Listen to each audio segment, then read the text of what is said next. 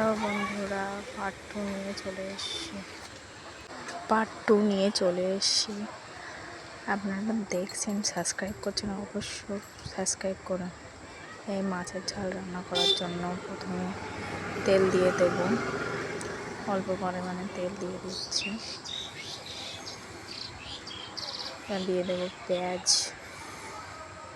নাড়াচাড়া করে নিয়ে পেঁয়াজ দিয়ে দেবো। আর মিনি কিচেনে রান্না করার ভীষণ মুশকিল, আপনারা প্লিজ সাবস্ক্রাইব করেন।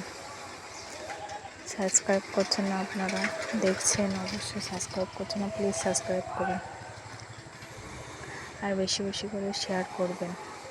আর ভিডিওটা ভালো লাগলে অবশ্যই লাইক, কমেন্ট, শেয়ার করে দেবেন। একটু পেঁয়াজটা দেওয়া হয়ে গিয়েছে,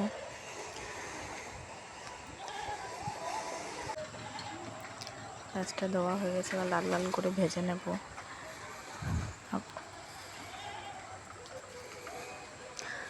অবশ্যই কমেন্ট করবেন কী নিয়ে ভিডিও বানাবো। সরি এই ভিডিওটার জন্য, বুঝতে পারছেন। রসুন দিয়ে দিয়েছি, রান্নাটা ভালোভাবে করে নেব, লাল লাল করে ভেজে নেব পেঁয়াজ আর রসুনটা।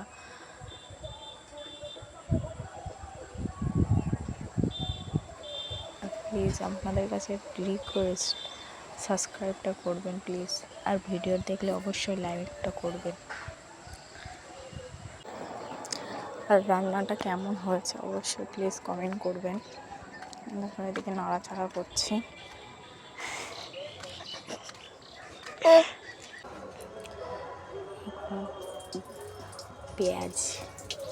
পেঁয়াজ আর রসুনটা ভাজা হয়ে গেছে, মাছটা দিয়ে দিয়েছি। এবার ঢাকনিটা দিয়ে দিলাম। এবার খানিকক্ষণ পরে খুলে দেখি প্রায় মাছের ঝোলটা হয়ে যাওয়ার মতো হয়ে গেছে,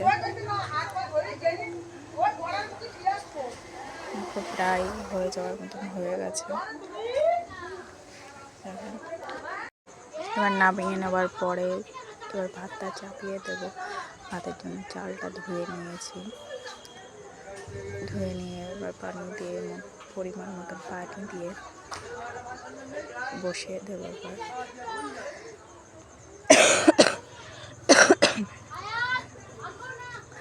আমি বসিয়ে দিয়েছি, ভাতটা প্রায় হয়ে গেছে। এবার লাভিয়ে নেব। ভাতের মাড়টা ফেলে দিচ্ছি। ফেলে দেওয়ার পরে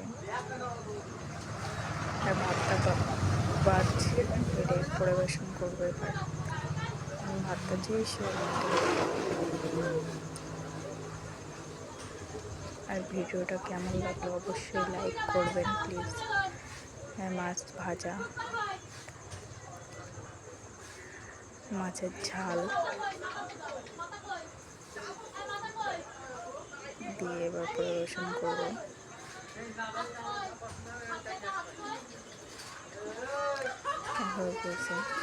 জল, পানি আর ভাতটা দিয়ে, মাছ ভাজা দিয়ে খেতে সেই স্বাদ লেগেছে বন্ধু, আমাদের সাথে আর কি বলবো, সেই স্বাদ।